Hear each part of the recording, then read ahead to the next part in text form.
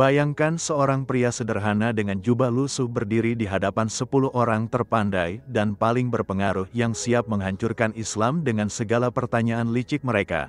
Namun dalam hitungan detik, semua mulut mereka terdiam, mata mereka terbelalak, dan hati mereka bergetar karena jawaban yang keluar dari mulut pria sederhana itu ternyata memiliki kekuatan yang mampu mengguncang fondasi keraguan mereka. Assalamualaikum warahmatullahi wabarakatuh. Selamat datang di channel kita yang selalu menghadirkan kisah inspiratif dan penuh hikmah dari tokoh-tokoh Islam terbaik sepanjang masa. Jangan lupa untuk menekan tombol like jika kalian menikmati konten ini, subscribe untuk mendapatkan notifikasi video terbaru, dan aktifkan lonceng notifikasi agar tidak ketinggalan kisah-kisah menakjubkan lainnya.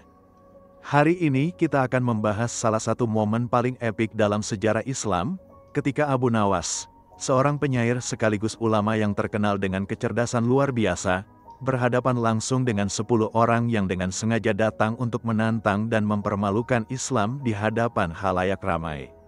Mereka bukan orang sembarangan, melainkan orang-orang terpelajar, filosofer, dan pemikir dari berbagai latar belakang yang merasa yakin dapat menjatuhkan martabat Islam dengan pertanyaan-pertanyaan yang telah mereka persiapkan dengan matang.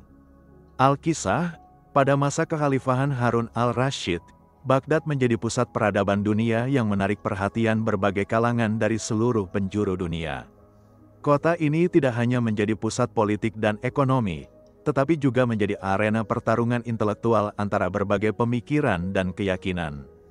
Di tengah kemegahan kota Baghdad yang dipenuhi dengan perpustakaan, madrasah, dan majelis-majelis ilmu, muncullah tantangan dari sekelompok orang yang merasa kesal dengan semakin kuatnya pengaruh Islam. 10 orang ini terdiri dari seorang filsuf Yunani yang bangga dengan logika Aristoteles, seorang rahib Kristen yang merasa superior dengan teologi Trinitas, seorang rabi Yahudi yang menguasai Taurat dan Talmud, seorang penyembah api Persia yang fanatik dengan ajaran Zoroaster, seorang ateis yang menolak semua bentuk ketuhanan, seorang materialisme yang hanya percaya pada materi, seorang skeptis yang meragukan segala sesuatu, seorang panteis yang menganggap alam semesta adalah Tuhan, seorang Hindu yang bangga dengan sistem kastanya, dan seorang pagan Arab yang masih memegang teguh tradisi nenek moyangnya. Mereka berkumpul dan bersepakat untuk mengadakan debat terbuka di alun-alun kota Baghdad, dengan tujuan mempermalukan Islam dan membuktikan bahwa agama ini tidak lebih dari dongeng belaka. Mereka telah mempersiapkan berbagai pertanyaan yang menurut mereka sangat sulit dijawab, mulai dari masalah teologi yang rumit, kontradiksi yang mereka anggap ada dalam Al-Quran, hingga isu-isu filosofis yang kompleks. Berita tentang tantangan ini menyebar dengan cepat ke seluruh kota, dan ribuan orang berkumpul untuk menyaksikan debat yang diprediksi akan menjadi pertarungan intelektual paling sengit sepanjang masa. Khalifah Harun al-Rasyid yang mendengar kabar ini merasa khawatir, bukan karena takut Islam akan kalah, melainkan karena beliau ingin memastikan bahwa Islam direpresentasikan oleh seseorang yang benar-benar mampu. Setelah bermusyawarah dengan para ulama istana, nama Abu Nawas muncul sebagai pilihan utama. Abu Nawas, yang dikenal tidak hanya sebagai penyair ulung, tetapi juga sebagai ulama yang memiliki pengetahuan luas dan kecerdasan yang tajam, awalnya tampak ragu-ragu ketika diminta untuk mewakili Islam dalam debat tersebut. Abu Nawas berkata kepada Khalifah, "Wahai Amirul Mukminin, saya hanyalah seorang hamba Allah yang lemah. Bagaimana mungkin saya dapat berhadapan dengan 10 orang yang telah mempersiapkan diri dengan matang untuk menyerang Islam?" Namun Khalifah Harun al-Rasyid menjawab dengan penuh keyakinan, Allah tidak akan menyia-nyiakan hambanya yang ikhlas membela agamanya, dan saya yakin engkau adalah pilihan yang tepat. Hari yang ditunggu-tunggu akhirnya tiba. Alun-alun Baghdad penuh sesak dengan ribuan orang dari berbagai kalangan, mulai dari pedagang, ulama, pelajar, hingga pejabat istana. Suasana sangat tegang karena semua orang menyadari bahwa ini bukan sekedar debat biasa, melainkan pertarungan antara kebenaran dan kebatilan, antara cahaya dan kegelapan. 10 penantang duduk dengan percaya diri di satu sisi, sementara Abu Nawas duduk sendirian di sisi lainnya dengan tenang dan khusyuk membaca doa. Penantang pertama, filsuf Yunani itu, berdiri dengan gagah dan berkata dengan suara keras, "Wahai Abu Nawas, saya akan mengajukan pertanyaan yang tidak akan pernah bisa kau jawab dengan memuaskan. Jika Tuhanmu benar-benar Maha Kuasa, dapatkah Dia menciptakan batu yang sangat berat sehingga Dia sendiri tidak dapat mengangkatnya? Jika Dia bisa menciptakannya, berarti ada sesuatu yang tidak bisa Dia lakukan, yaitu mengangkat batu tersebut. Jika Dia tidak bisa menciptakannya, berarti Dia tidak Maha Kuasa. Bagaimana kau menjelaskan paradoks ini?" Semua mata tertuju pada Abu Nawas yang masih duduk dengan tenang. Kemudian ia berdiri perlahan dan berkata, "Pertanyaanmu menunjukkan bahwa kau tidak memahami konsep kemahakuasaan yang sesungguhnya. Kemahakuasaan Allah tidak berarti Dia dapat melakukan hal-hal yang secara logis mustahil atau kontradiktif, karena hal-hal yang mustahil bukanlah sesuatu yang nyata untuk dilakukan. Pertanyaanmu seperti menanya, dapatkah Allah menciptakan lingkaran persegi atau bilangan genap yang ganjil? Ini bukan masalah kemampuan, tetapi masalah definisi dan logika dasar. Allah Maha Kuasa atas segala sesuatu yang mungkin ada dan terjadi, bukan atas absurditas logis yang bahkan tidak memiliki makna dalam realitas. Filsuf Yunani itu tertegun. Ia tidak menyangka akan mendapat jawaban yang begitu logis dan mendalam. Namun ia belum menyerah dan kembali bertanya, "Jika demikian, mengapa Tuhanmu tidak menampakkan diri secara langsung kepada manusia agar semua orang percaya padanya? Bukankah itu lebih mudah dan efektif?" Abu Nawas tersenyum dan menjawab, "Apakah kau pernah melihat akal pikiranmu sendiri? Apakah kau pernah menyentuh perasaan cinta atau kebencian di hatimu? Apakah kau pernah mencium aroma keadilan atau melihat warna kejujuran? Namun kau tidak pernah meragukan keberadaannya. Demikian pula dengan Allah, Dia tidak perlu menampakkan diri secara fisik karena keberadaannya jauh lebih nyata dari sekedar penampakan mata. Seluruh alam semesta adalah tanda-tanda keberadaannya. Setiap nafas yang kau hirup, setiap detak jantung yang kau rasakan, setiap pemikiran yang muncul di kepalamu, semua itu adalah bukti bahwa ada yang maha mengatur dan maha mengetahui." Filsuf Yunani itu terdiam. Wajahnya mulai pucat karena ia menyadari bahwa logika yang selama ini ia banggakan ternyata tidak mampu mengalahkan hikmah yang dimiliki Abu Nawas. Melihat rekannya mulai kewalahan, penantang kedua yaitu rahib Kristen itu bangkit dengan penuh emosi dan berteriak, "Bagaimana kau bisa mengatakan bahwa Yesus hanyalah manusia biasa, padahal Dia dapat melakukan mujizat-mujizat yang luar biasa seperti menghidupkan orang mati, menyembuhkan orang buta, dan berjalan di atas air? Bukankah itu membuktikan bahwa Dia adalah Tuhan atau setidaknya anak Tuhan?" Abu Nawas menjawab dengan sabar, "Wahai saudaraku, mujizat-mujizat yang dilakukan oleh Nabi Isa alaihi salam memang benar adanya. Tetapi mujizat tersebut bukanlah bukti ketuhanan, melainkan bukti kerasulan.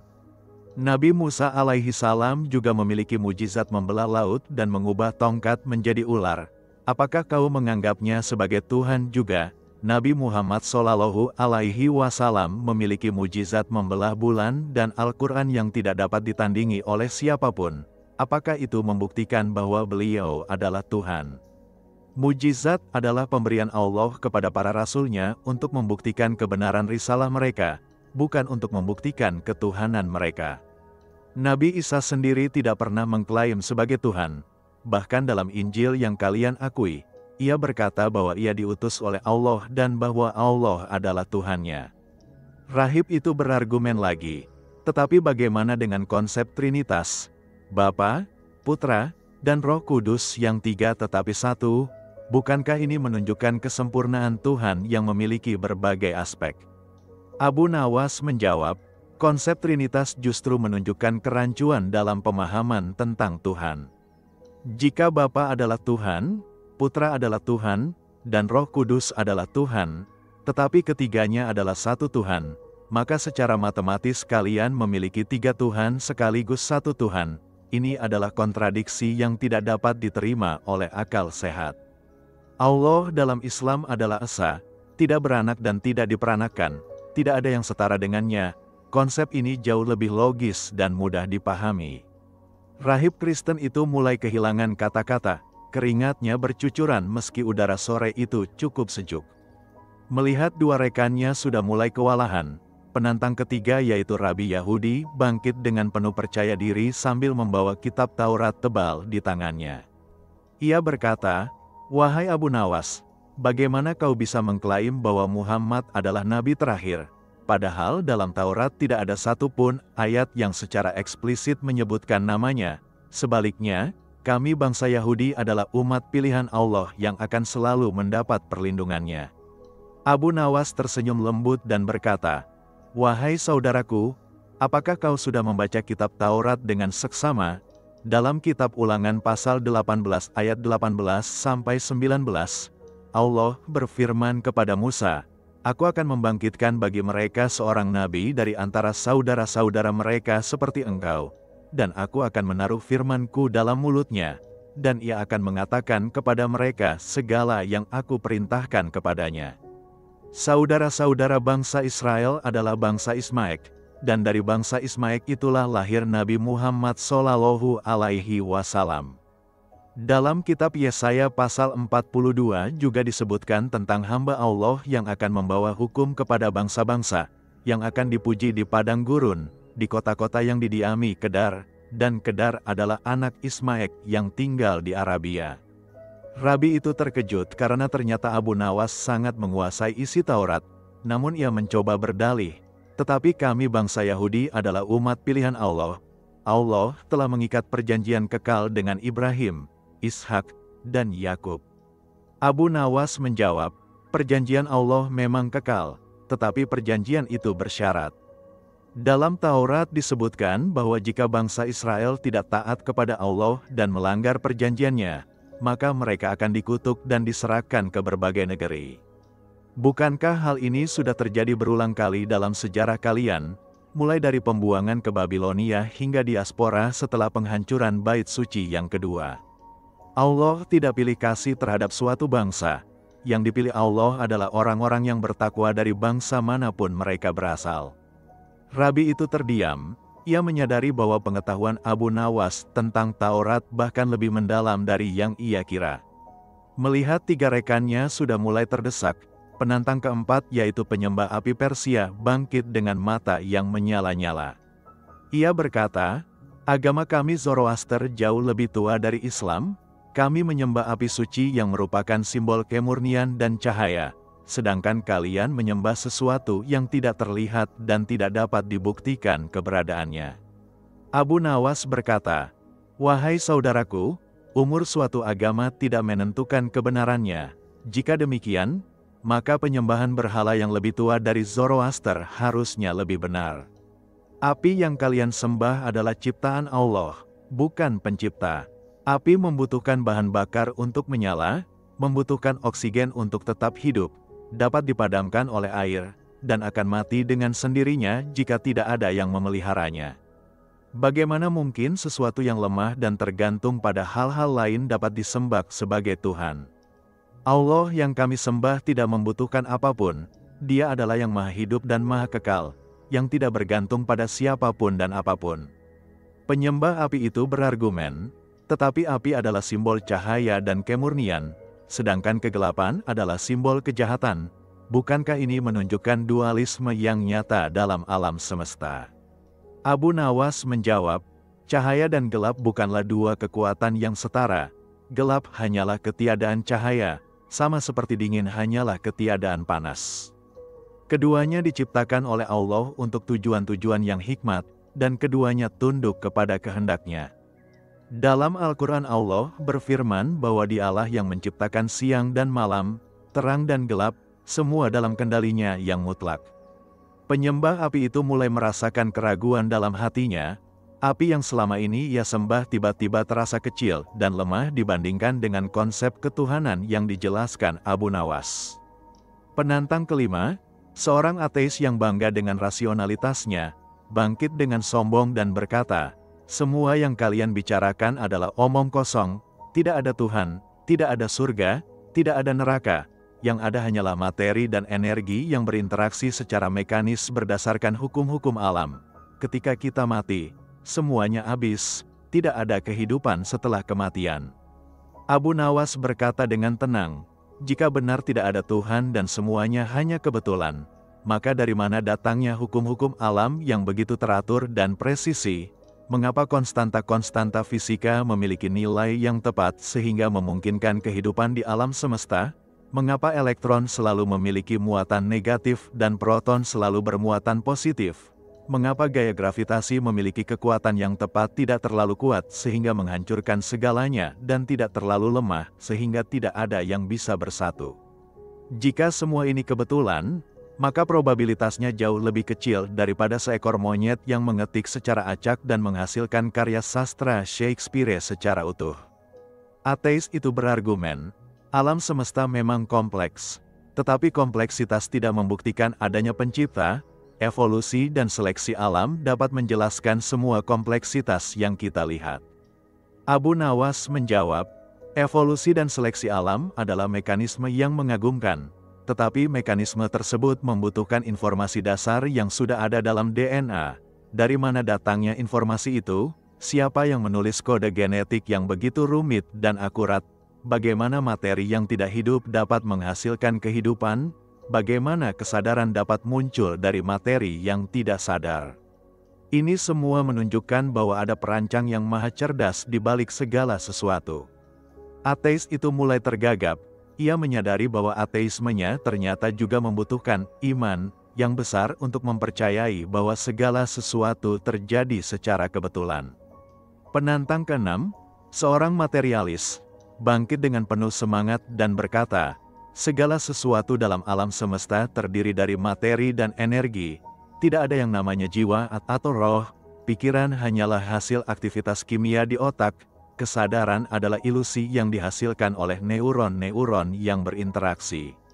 Abu Nawas berkata, jika pikiran hanyalah aktivitas kimia, maka mengapa kau bisa memahami konsep-konsep abstrak seperti kebenaran, keadilan, dan kecantikan? Bagaimana reaksi kimia dapat menghasilkan apresiasi terhadap seni atau musik? Mengapa kau merasa bahagia ketika melihat matahari terbenam atau sedih ketika kehilangan orang yang dicintai? Jika semuanya hanya kimia, maka seharusnya manusia tidak berbeda dengan komputer yang canggih. Tetapi kenyataannya manusia memiliki kreativitas, imajinasi, dan perasaan yang tidak dapat dijelaskan hanya dengan reaksi kimia.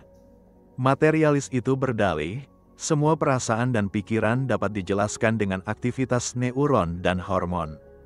Abu Nawas menjawab, neuron dan hormon adalah medium, bukan substansi dari pikiran itu sendiri. Sama seperti radio yang menangkap gelombang radio, otak menangkap dan memproses sesuatu yang lebih halus dari materi kasar, yaitu jiwa atau roh. Ketika radio rusak, kita tidak mengatakan bahwa gelombang radionya tidak ada, tetapi medianya yang tidak berfungsi. Demikian pula, ketika otak rusak, bukan berarti jiwa tidak ada, tetapi medianya yang terganggu. Materialis itu mulai kehilangan argumen. Ia menyadari bahwa pandangan materialisnya terlalu sempit untuk menjelaskan kompleksitas pengalaman manusia. Penantang ketujuh, seorang skeptis yang meragukan segala sesuatu, bangkit dengan wajah meragukan dan berkata, bagaimana kita bisa yakin bahwa apa yang kita anggap sebagai kebenaran benar-benar benar? Mungkin semua yang kita alami hanyalah ilusi. Mungkin kita hidup dalam mimpi atau simulasi. Bagaimana kita tahu bahwa Tuhan yang kau bicarakan bukan hanya proyeksi dari keinginan manusia untuk merasa aman? Abu Nawas tersenyum dan berkata, keraguan adalah awal dari pencarian kebenaran, tetapi keraguan yang berlebihan akan memakan dirinya sendiri. Jika kau meragukan segala sesuatu, maka kau juga harus meragukan keraguanmu sendiri. Jika kau mengatakan bahwa semua mungkin adalah ilusi, maka pernyataanmu itu juga mungkin adalah ilusi. Pada akhirnya, manusia membutuhkan titik pijak yang pasti untuk dapat berfungsi, dan titik pijak yang paling kuat adalah pengakuan bahwa ada yang maha benar yang tidak berubah dan tidak berubah oleh persepsi kita. Skeptis itu berdalih, tetapi bagaimana kita tahu bahwa Al-Quran bukan karangan manusia? Abu Nawas menjawab, Al-Quran memiliki karakteristik yang tidak dimiliki oleh karya manusia manapun. Pertama, keajaiban bahasanya yang tidak dapat ditandingi oleh siapapun hingga hari ini meskipun telah banyak yang mencoba. Kedua, Informasi ilmiah yang terkandung di dalamnya yang baru dapat dipahami dengan perkembangan sains modern, seperti gambaran tentang embriologi, struktur alam semesta, dan siklus air. Ketiga, prediksi-prediksi yang telah terbukti benar, seperti kemenangan Romawi atas Persia. Keempat, konsistensi isinya meskipun diturunkan selama 23 tahun dalam berbagai situasi dan kondisi. Skeptis itu mulai terdiam. Keraguannya yang berlebihan justru membuatnya kehilangan kemampuan untuk menilai bukti-bukti yang jelas. Penantang kedelapan, seorang panteis yang menganggap alam semesta adalah Tuhan, bangkit dengan penuh keyakinan dan berkata, "Mengapa kalian membatasi Tuhan dalam konsep yang sempit? Tuhan adalah segala sesuatu dan segala sesuatu adalah Tuhan. Kita semua adalah bagian dari kesadaran kosmis yang universal. Tidak ada pemisahan antara pencipta dan ciptaan." Abu Nawas berkata, jika alam semesta adalah Tuhan, maka Tuhan memiliki sifat-sifat alam semesta yang terbatas dan berubah-ubah. Alam semesta memiliki awal dan akan memiliki akhir, terdiri dari bagian-bagian yang dapat rusak dan hancur, mengalami perubahan dan perkembangan. Bagaimana mungkin Tuhan yang seharusnya sempurna dan kekal memiliki sifat-sifat seperti ini? Selain itu, jika segala sesuatu adalah Tuhan, maka kejahatan juga adalah Tuhan, penderitaan juga adalah Tuhan, ketidakadilan juga adalah Tuhan. Apakah ini masuk akal? Panteis itu berargumen, kejahatan dan kebaikan adalah ilusi, yang ada hanyalah kesatuan yang absolut. Abu Nawas menjawab, jika kejahatan adalah ilusi, mengapa kau protes ketika diperlakukan tidak adil? Jika penderitaan adalah ilusi, mengapa kau berusaha menghindarinya? Jika tidak ada perbedaan antara benar dan salah, mengapa kau datang ke sini untuk berdebat? Konsepmu sendiri membantah perilakumu. Ini menunjukkan bahwa di dalam hatimu yang paling dalam, kau tahu bahwa ada standar kebenaran yang objektif. Panteis itu mulai bingung dengan kontradiksi dalam pemikirannya sendiri. Penantang ke-9, seorang Hindu yang bangga dengan tradisinya, bangkit dengan penuh hormat dan berkata, agama kami memiliki konsep reinkarnasi yang memberikan kesempatan bagi jiwa untuk terus berkembang melalui berbagai kehidupan. Sistem kasta kami adalah cerminan dari karma yang telah dikumpulkan dalam kehidupan sebelumnya. Bukankah ini lebih adil daripada hanya satu kehidupan yang menentukan nasib kekal? Abu Nawas berkata dengan hormat, konsep reinkarnasi memang menarik, tetapi ia menimbulkan beberapa masalah fundamental. Pertama, jika jiwa terus berpindah dari satu tubuh ke tubuh lainnya, mengapa tidak ada yang ingat kehidupan sebelumnya? Bagaimana seseorang dapat belajar dari kesalahan masa lalu jika ia tidak mengingatnya? Kedua, sistem kasta yang berdasarkan kelahiran justru bertentangan dengan keadilan, karena menghukum seseorang atas dosa yang tidak ia ingat dan tidak dapat ia pertanggungjawabkan. Ketiga, konsep karma yang deterministik menghilangkan kebebasan kehendak dan tanggung jawab moral yang sesungguhnya. Hindu itu berdalih, tetapi reinkarnasi memberikan penjelasan mengapa ada perbedaan nasib antara orang yang satu dengan yang lainnya. Abu Nawas menjawab, perbedaan nasib dalam kehidupan dapat dijelaskan dengan berbagai faktor termasuk ujian dari Allah, takdir yang telah ditetapkan, dan konsekuensi dari pilihan-pilihan yang dibuat. Islam mengajarkan bahwa kehidupan dunia adalah ujian, dan setiap orang diuji sesuai dengan kapasitasnya. Yang kaya diuji dengan kekayaannya, yang miskin diuji dengan kemiskinannya, yang sehat diuji dengan kesehatannya, yang sakit diuji dengan sakitnya. Ujian ini adil karena Allah mengetahui kemampuan setiap hambanya dan tidak membebani jiwa, kecuali sesuai dengan kesanggupannya. Hindu itu mulai merenungkan kata-kata Abu Nawas. Ia mulai mempertanyakan sistem kasta yang selama ini ia terima begitu saja. Penantang terakhir, seorang pagan Arab yang masih memegang tradisi nenek moyangnya, bangkit dengan penuh emosi dan berkata, nenek moyang kami telah menyembah dewa-dewa ini selama berabad-abad. Lata, Uzza, dan Manat adalah pelindung suku-suku Arab. Mereka telah memberikan kemenangan dalam perang dan kemakmuran dalam perdagangan. Mengapa harus meninggalkan tradisi yang telah terbukti menguntungkan ini? Abu Nawas berkata dengan lembut, wahai saudaraku, Aku juga adalah orang Arab dan memahami betapa kuatnya ikatan dengan tradisi nenek moyang. Tetapi kebenaran tidak ditentukan oleh usia tradisi atau jumlah pengikutnya. Berhala-berhala yang kau sembah adalah buatan tangan manusia. Mereka tidak dapat melihat, tidak dapat mendengar, tidak dapat berbicara, tidak dapat memberikan manfaat atau mudarat. Kemenangan dalam perang dan kemakmuran dalam perdagangan datang dari Allah yang Maha Pemberi rizki, bukan dari patung-patung yang tidak bernyawa. Pagan Arab itu berargumen, tetapi dewa-dewa kami telah banyak membantu kami.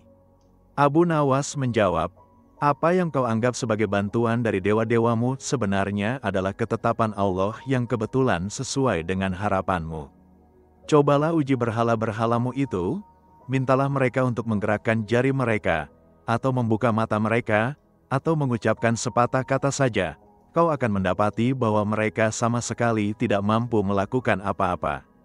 Bahkan lalat yang hinggap di atas mereka tidak dapat mereka usir, bagaimana mungkin mereka dapat menolong kamu dalam urusan yang besar? Pagan Arab itu tertegun, ia mulai melihat betapa lemahnya berhala-berhala yang selama ini ia sembah. Setelah mendengar semua jawaban Abu Nawas yang begitu brilian dan meyakinkan, ke-10 penentang Islam itu saling berpandangan dengan wajah yang pucat dan penuh keraguan. Mereka yang datang dengan penuh percaya diri untuk mempermalukan Islam, kini malah merasakan keraguan mendalam terhadap keyakinan mereka masing-masing.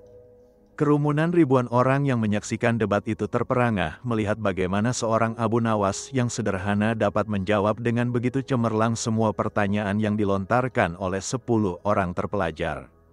Filsuf Yunani yang pertama kali bertanya, akhirnya berdiri dengan wajah yang berbeda dari sebelumnya. Ia berkata dengan suara yang bergetar, "Wahai Abu Nawas, selama ini aku bangga dengan logika dan filsafatku, tetapi jawaban-jawabanmu telah membukakan mataku bahwa ada kebijaksanaan yang lebih tinggi dari sekedar pemikiran manusia. Aku mengaku kalah dan ingin belajar lebih banyak tentang Islam." Rahib Kristen yang kedua juga bangkit dan berkata, "Konsep Trinitas yang selama ini aku yakini memang penuh dengan kontradiksi yang tidak dapat aku jelaskan dengan akal sehat. Penjelasanmu tentang keesaan Allah jauh lebih logis dan menyentuh hati. Aku juga ingin memeluk Islam." Rabi Yahudi yang ketiga berkata dengan air mata di matanya, "Pengetahuanmu tentang Taurat bahkan lebih mendalam dari yang aku miliki, dan penjelasanmu tentang nubuat-nubuat tentang Nabi Muhammad membuat hatiku tergetar. Aku menyadari bahwa selama ini aku telah menutup mata terhadap kebenaran yang jelas. Aku bersaksi bahwa tidak ada Tuhan selain Allah dan Muhammad adalah utusan Allah." Penyembah api Persia yang keempat juga meneteskan air mata dan berkata, "Api yang selama ini aku sembah memang lemah dan bergantung pada hal-hal lain. Allah yang kau jelaskan adalah Tuhan yang sesungguhnya, yang maha hidup dan tidak membutuhkan siapapun. Aku ingin masuk Islam." Ateis yang kelima menggelengkan kepalanya dengan takjub dan berkata, "Ateismeku ternyata membutuhkan iman yang lebih besar daripada percaya kepada Allah. Bukti-bukti yang kau paparkan tentang keteraturan alam semesta benar-benar membuka mataku.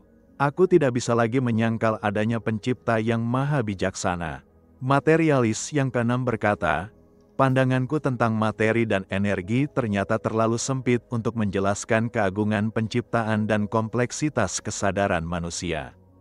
Penjelasanmu tentang jiwa dan roh sangat masuk akal. Aku ingin belajar Islam lebih dalam." Skeptis yang ketujuh berkata dengan tersenyum, "Keraguanku yang berlebihan justru membuatku kehilangan kemampuan untuk menerima kebenaran yang jelas.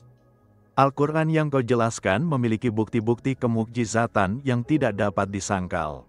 Aku ingin memeluk Islam." Panteis yang kedelapan mengakui, "Konsep panteisme yang aku yakini memang penuh dengan kontradiksi seperti yang kau tunjukkan. Pemisahan yang jelas antara pencipta dan ciptaan dalam Islam jauh lebih logis dan dapat diterima akal." Hindu yang kesembilan berkata, "Sistem kasta yang selama ini aku terima ternyata bertentangan dengan keadilan yang sesungguhnya.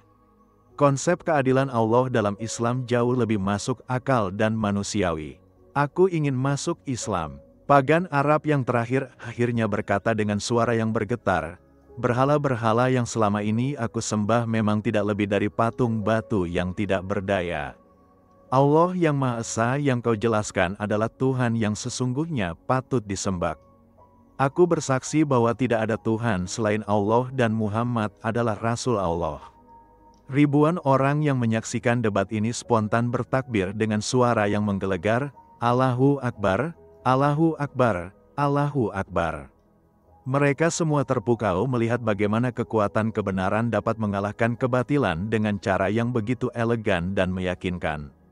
Abu Nawas yang masih berdiri di tempatnya hanya tersenyum humble sambil mengangkat tangannya ke langit dan berdoa, Alhamdulillahirabbil alamin. Segala puji bagi Allah Tuhan semesta alam yang telah memberikan kekuatan kepada hambanya yang lemah ini untuk membela agamanya. Khalifah Harun al-Rashid yang juga hadir menyaksikan debat ini tidak dapat menahan air matanya. Beliau mendekati Abu Nawas dan memeluknya dengan erat sambil berkata, Subhanallah, sungguh Allah telah memberikan hikmah yang luar biasa kepadamu. Engkau telah membuktikan bahwa Islam adalah agama yang dapat menjawab segala pertanyaan dan tantangan dengan cara yang paling bijaksana. Sejak hari itu, ke-10 mantan penentang Islam tersebut menjadi murid setia Abu Nawas. Mereka belajar Islam dengan sungguh-sungguh dan kemudian menjadi dai-dai yang mengajarkan Islam kepada kaumnya masing-masing. Filsuf Yunani itu kembali ke negerinya dan berhasil mengislamkan banyak orang dengan pendekatan filosofis yang mendalam. Mantan rahib Kristen itu menjadi ulama besar yang ahli dalam perbandingan agama dan berhasil membimbing banyak orang Kristen untuk masuk Islam. Mantan rabi Yahudi itu menggunakan pengetahuannya tentang Taurat untuk menunjukkan kepada kaumnya bahwa Nabi Muhammad benar-benar adalah nabi yang dinubuatkan dalam kitab mereka. Mantan penyembah api itu kembali ke Persia dan berhasil mengubah banyak kuil api menjadi masjid. Mantan ateis itu menjadi ilmuwan muslim yang memadukan sains dengan iman dan menghasilkan karya-karya yang cemerlang. Mantan materialis itu mengembangkan filsafat Islam yang membahas hubungan antara jiwa dan raga. Mantan skeptis itu menjadi ahli hadits yang sangat teliti dalam meneliti kebenaran riwayat-riwayat tentang Nabi. Mantan panteis itu menjadi sufi yang mengajarkan konsep tauhid yang benar. Mantan Hindu itu pulang ke India dan berhasil mengislamkan banyak orang dengan menunjukkan keadilan sistem Islam yang tidak mengenal kasta.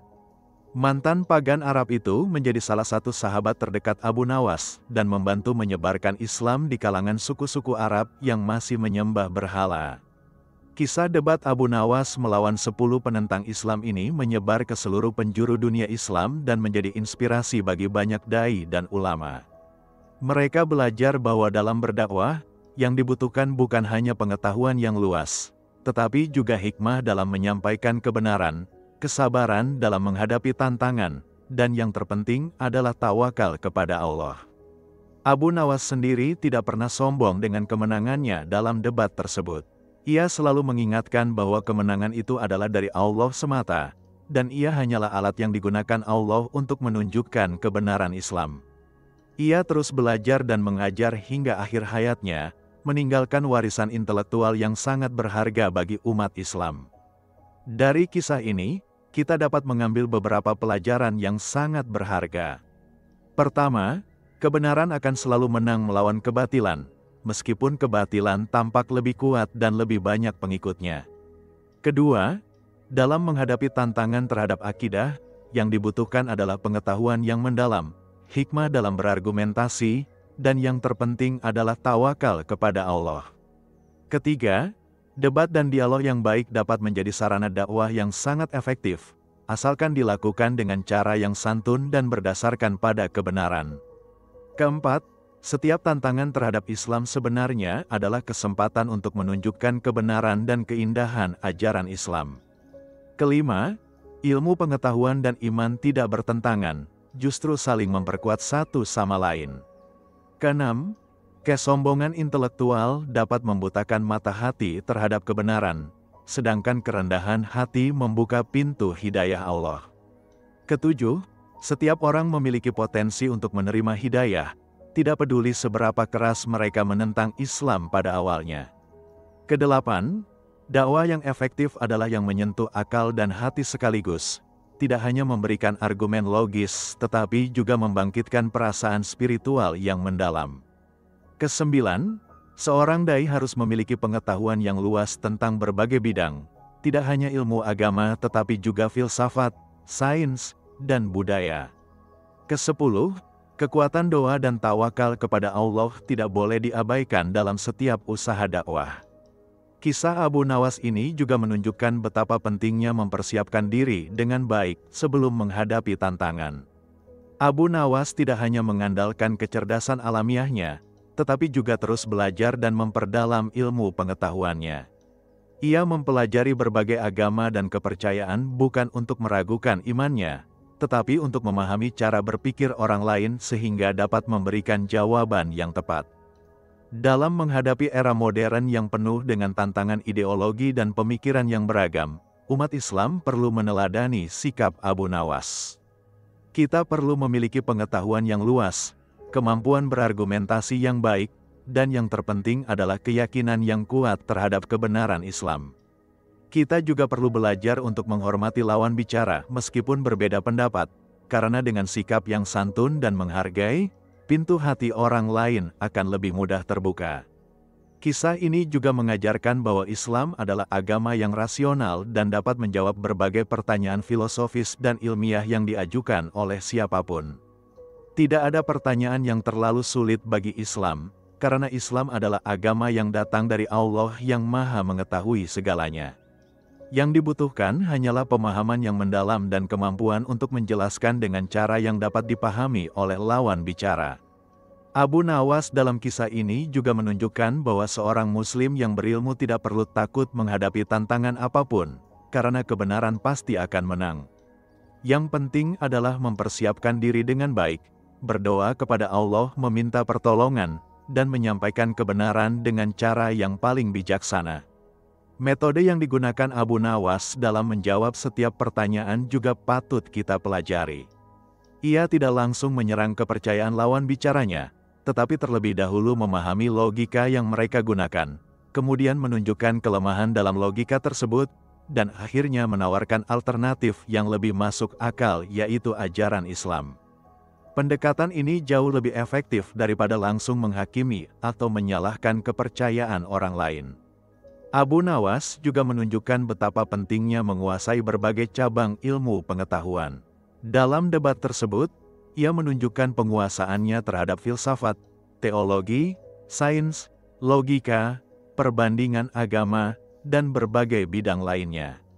Ini mengingatkan kita bahwa seorang dai di era modern perlu memiliki wawasan yang luas, tidak hanya terbatas pada ilmu agama, tetapi juga ilmu-ilmu lainnya. Sikap Abu Nawas yang tetap rendah hati meskipun telah berhasil mengalahkan 10 penantang sekaligus juga patut diteladani.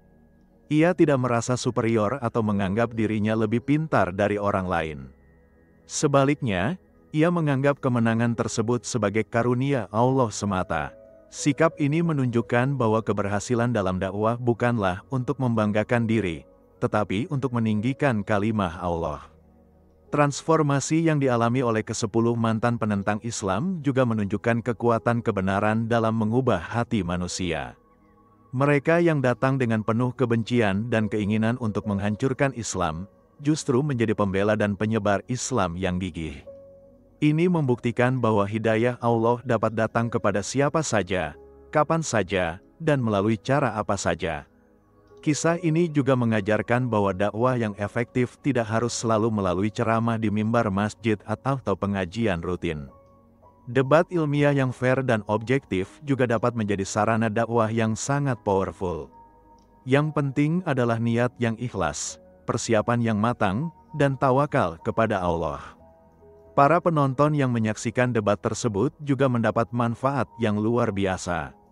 Mereka menjadi saksi bagaimana kebenaran Islam dapat dipertahankan dengan argumentasi yang logis dan meyakinkan. Hal ini tentu memperkuat iman mereka dan memberikan mereka bekal untuk menghadapi tantangan serupa di masa yang akan datang. Peran Khalifah Harun al-Rashid yang memberikan dukungan penuh kepada Abu Nawas juga patut dicatat. Beliau menunjukkan bahwa pemimpin Muslim yang baik adalah yang memberikan ruang dan dukungan kepada para ulama untuk membela Islam dengan cara yang terbaik. Tanpa dukungan dari pihak yang berwenang, mungkin debat tersebut tidak akan dapat berlangsung dengan baik. Dampak jangka panjang dari debat tersebut juga sangat signifikan. Ke-10 mantan penentang yang menjadi mualaf kemudian menjadi dai-dai yang efektif di daerah asal mereka masing-masing. Mereka memiliki kredibilitas yang tinggi karena sebelumnya dikenal sebagai penentang Islam yang keras, sehingga ketika mereka masuk Islam dan mulai berdakwah, orang-orang di sekitar mereka menjadi penasaran dan akhirnya banyak yang tertarik untuk mengenal Islam lebih dalam. Kisah Abu Nawas vs 10 penentang Islam ini bukan hanya sekedar cerita sejarah, tetapi juga blueprint atau panduan bagi umat Islam di era modern dalam menghadapi berbagai tantangan ideologis dan pemikiran. Di era internet dan media sosial seperti sekarang, serangan terhadap Islam datang dari berbagai arah dan dalam berbagai bentuk yang lebih canggih. Ada yang menyerang Islam dari sisi historis dengan mempertanyakan autentisitas Al-Quran dan Hadits. Ada yang menyerang dari sisi sains dengan mengatakan bahwa Islam bertentangan dengan penemuan-penemuan ilmiah modern. Ada yang menyerang dari sisi sosial dengan mengatakan bahwa hukum Islam tidak cocok dengan perkembangan zaman. Ada yang menyerang dari sisi politik dengan mengatakan bahwa Islam adalah agama yang mendukung kekerasan dan terorisme.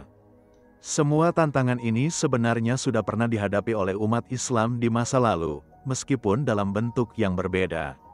Yang dibutuhkan adalah pendekatan yang sama dengan yang digunakan Abu Nawas, yaitu memahami tantangan dengan baik, mempersiapkan diri dengan ilmu yang cukup, dan menjawab dengan hikmah dan kesabaran. Umat Islam di era modern juga perlu belajar untuk tidak defensif atau merasa terancam dengan berbagai kritik dan tantangan yang dihadapi Islam. Sebaliknya, kita harus melihatnya sebagai kesempatan untuk menunjukkan kebenaran dan keindahan ajaran Islam. Sama seperti Abu Nawas yang dengan tenang dan percaya diri menghadapi 10 penentang sekaligus, umat Islam modern juga harus memiliki confidence yang sama. Tentu saja, tidak semua orang memiliki kemampuan seperti Abu Nawas untuk berdebat di level yang tinggi. Tetapi setiap muslim dapat berkontribusi sesuai dengan kemampuan dan kapasitasnya masing-masing. Yang penting adalah niat yang ikhlas dan usaha yang maksimal untuk terus belajar dan memahami Islam dengan baik.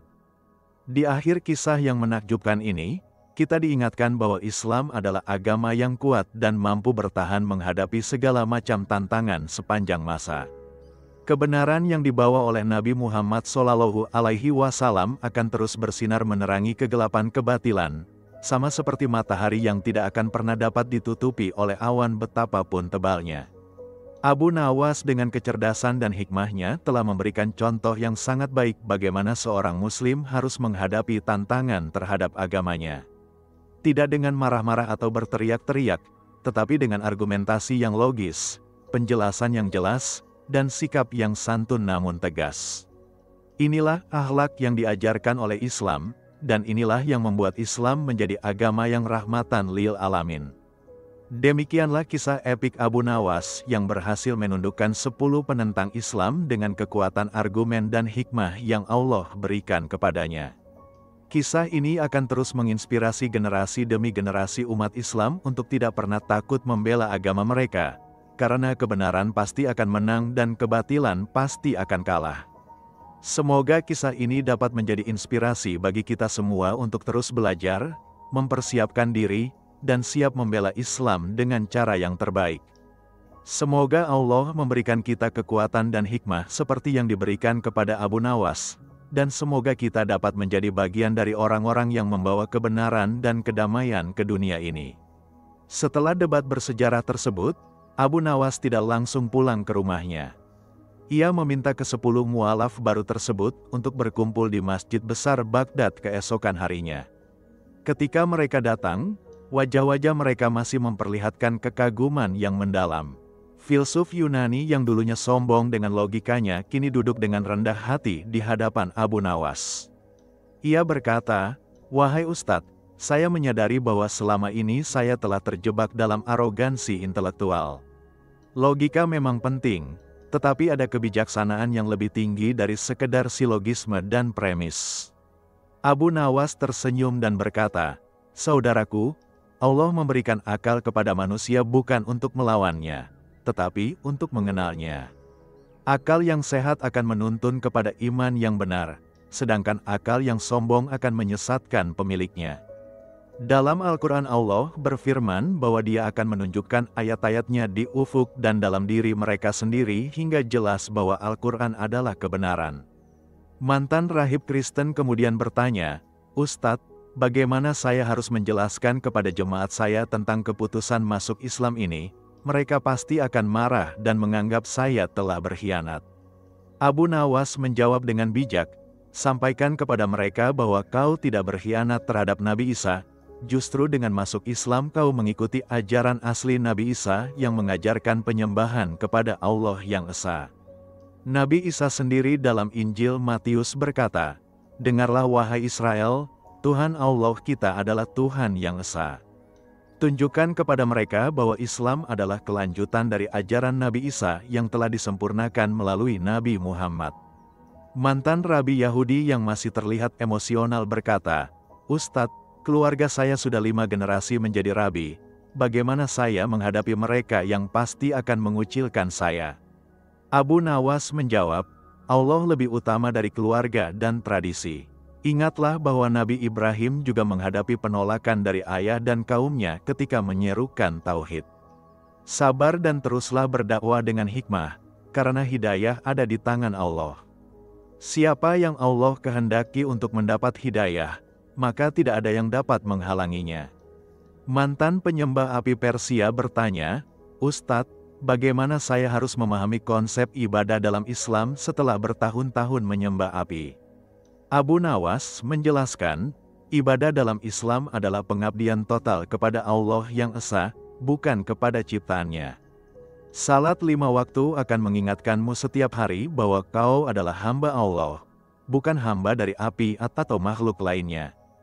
Dalam salat, kau menghadap kiblat menuju Ka'bah, rumah Allah yang dibangun oleh Nabi Ibrahim. Ini menunjukkan kesatuan umat Islam di seluruh dunia dalam menyembah Allah yang satu. Mantan ateis yang tampak masih terkejut dengan transformasi dirinya berkata, "Ustadz, selama ini saya menolak semua bentuk agama karena menganggapnya sebagai tahayul. Bagaimana saya bisa yakin bahwa Islam berbeda?" Abu Nawas menjawab, "Islam tidak menolak akal dan sains, justru mendorongnya. Al-Quran berulang kali menyuruh manusia untuk berpikir, merenungkan, dan meneliti alam semesta. Banyak ayat Al-Quran yang berbicara tentang fenomena alam yang baru bisa dipahami dengan perkembangan sains modern. Islam mengajarkan bahwa ilmu pengetahuan adalah jalan untuk semakin mengenal keagungan Allah." Mantan materialis bertanya, "Ustadz, jika jiwa itu ada, mengapa sains tidak bisa mengukur atau mendeteksinya secara langsung?" Abu Nawas menjelaskan, tidak semua yang nyata dapat diukur dengan alat fisik. Apakah sains bisa mengukur berat kesedihan atau panjang kebahagiaan? Apakah ada rumus matematika untuk cinta atau kebencian? Jiwa adalah substansi yang lebih halus dari materi kasar. Ia berinteraksi dengan materi melalui otak dan sistem saraf, tetapi esensinya melampaui materi. Sama seperti software yang menjalankan komputer, tetapi tidak dapat dilihat secara fisik. Mantan skeptis berkata, "Ustadz, bagaimana saya bisa yakin bahwa Al-Quran benar-benar firman Allah dan bukan karangan manusia yang cerdas?" Abu Nawas menjawab, "Cobalah baca Al-Quran dengan hati yang terbuka. Perhatikan keindahan bahasanya yang tidak dapat ditiru hingga kini, kedalaman maknanya yang berlapis-lapis, informasi saintifik yang akurat, dan prediksi-prediksi yang terbukti benar. Yang paling penting, rasakan ketenangan dan kedamaian yang datang ketika kau membacanya dengan penuh penghayatan. Inilah yang disebut sakinah, ketenangan yang turun dari Allah." Mantan panteis bertanya, "Ustadz, jika Allah terpisah dari ciptaannya, bagaimana kita bisa merasakan kedekatan dengannya?" Abu Nawas menjelaskan, Allah memang terpisah dari ciptaannya dalam hal zat, tetapi Dia sangat dekat dengan makhluknya dalam hal ilmu, pengawasan, dan kasih sayangnya.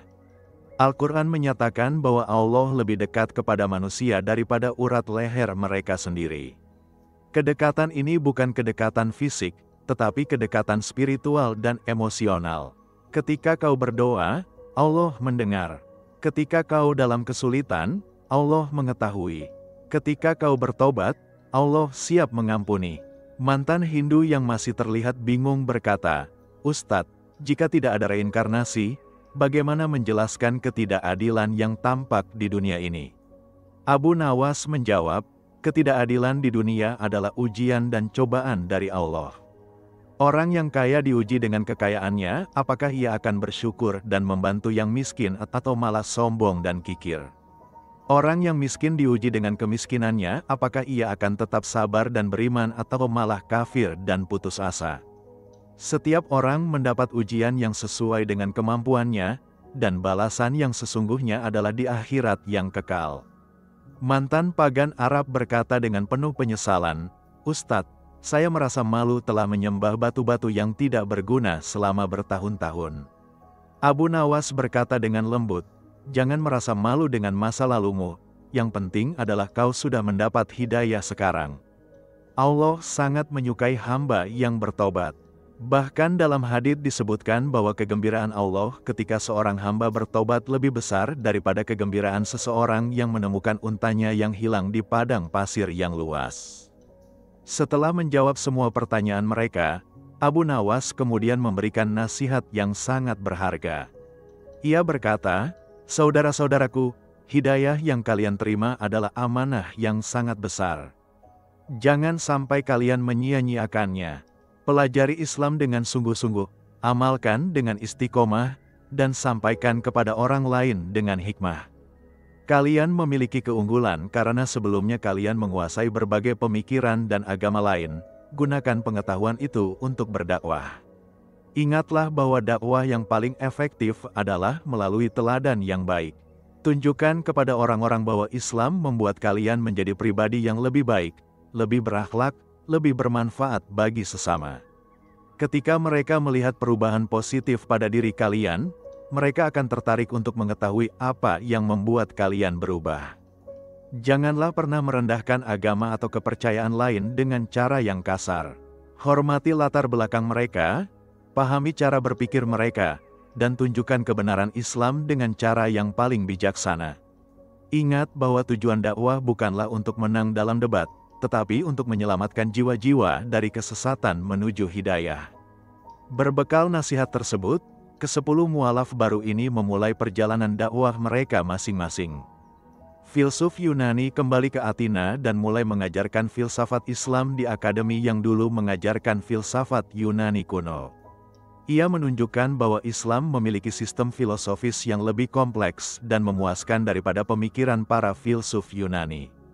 Banyak muridnya yang kemudian tertarik dan masuk Islam. Mantan rahib Kristen mendirikan pusat studi perbandingan agama dan berhasil menunjukkan kepada banyak orang Kristen bahwa ajaran asli Nabi Isa sebenarnya lebih dekat dengan Islam daripada dengan Kristen yang telah tercampur dengan ajaran Paulus. Ia menulis buku yang membandingkan Injil dengan Al-Quran dan menunjukkan banyak kesamaan yang mengejutkan.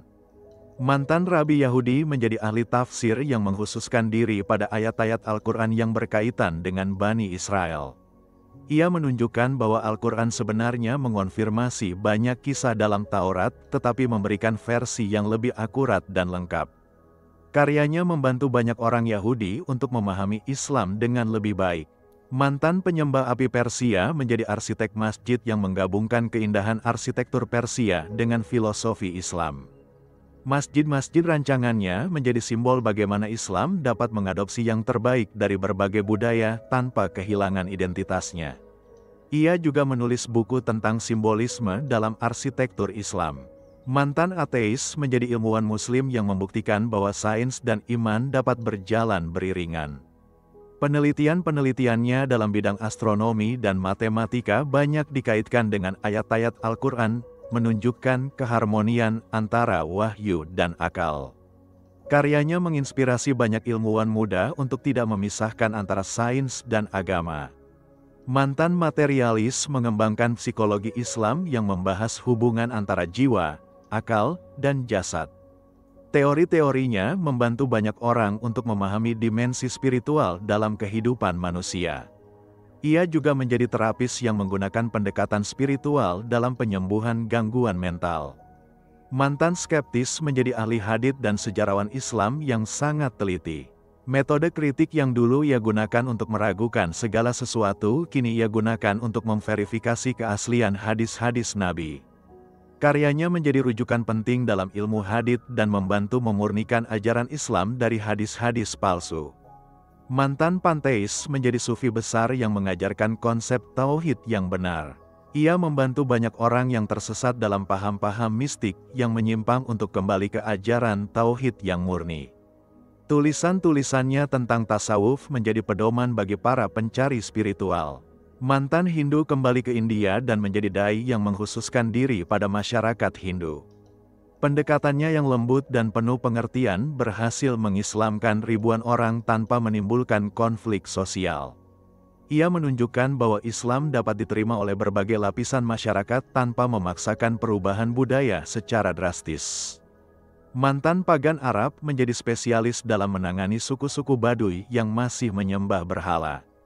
Pengalamannya sebagai mantan penyembah berhala membuatnya sangat memahami psikologi mereka. Ia berhasil mengislamkan puluhan suku dengan pendekatan yang sangat personal dan menyentuh hati. Kesuksesan ke-10 mualaf ini dalam berdakwah tidak lepas dari fondasi yang kuat yang mereka terima dari Abu Nawas. Mereka tidak hanya diberitahu tentang apa yang harus dipercayai, tetapi juga diberi pemahaman yang mendalam tentang mengapa harus mempercayainya. Mereka tidak hanya hafal dalil-dalil, tetapi juga memahami hikmah di balik setiap ajaran.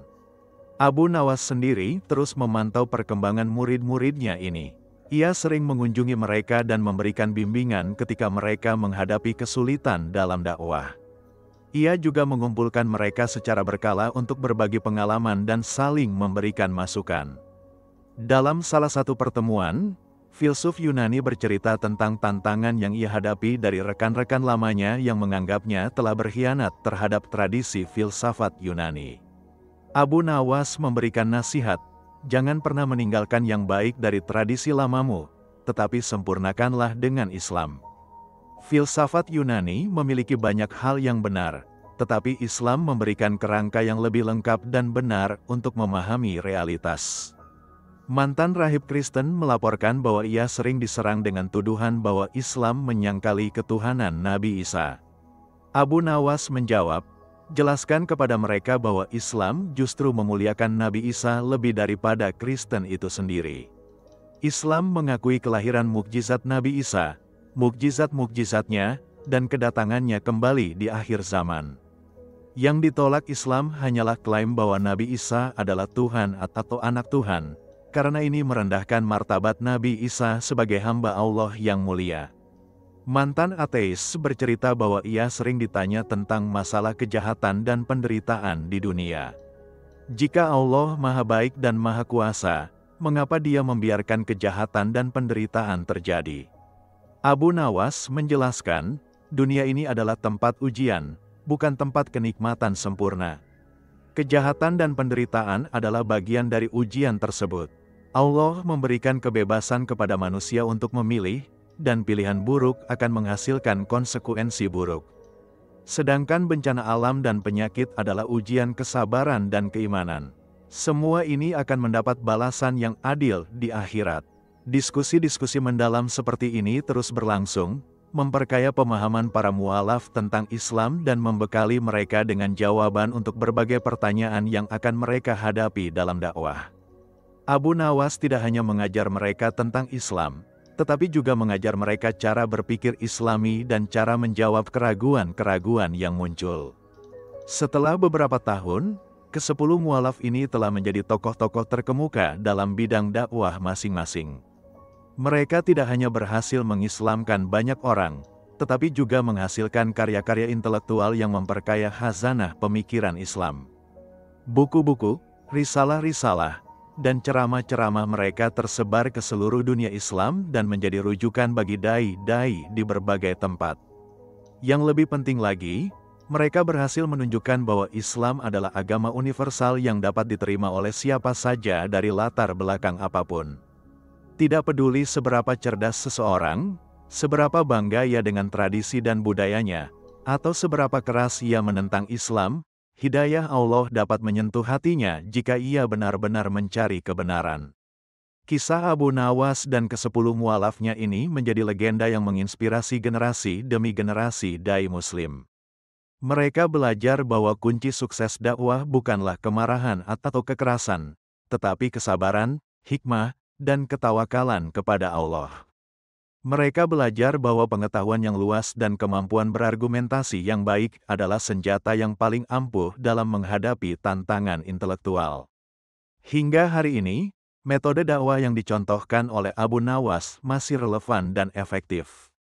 Di era modern yang penuh dengan berbagai ideologi dan pemikiran, umat Islam membutuhkan dai-dai yang memiliki kualitas seperti Abu Nawas, yang mampu memahami berbagai pemikiran, menjawab dengan hikmah, dan menunjukkan kebenaran Islam dengan cara yang meyakinkan. Jangan lupa untuk like video ini jika kalian merasa terinspirasi.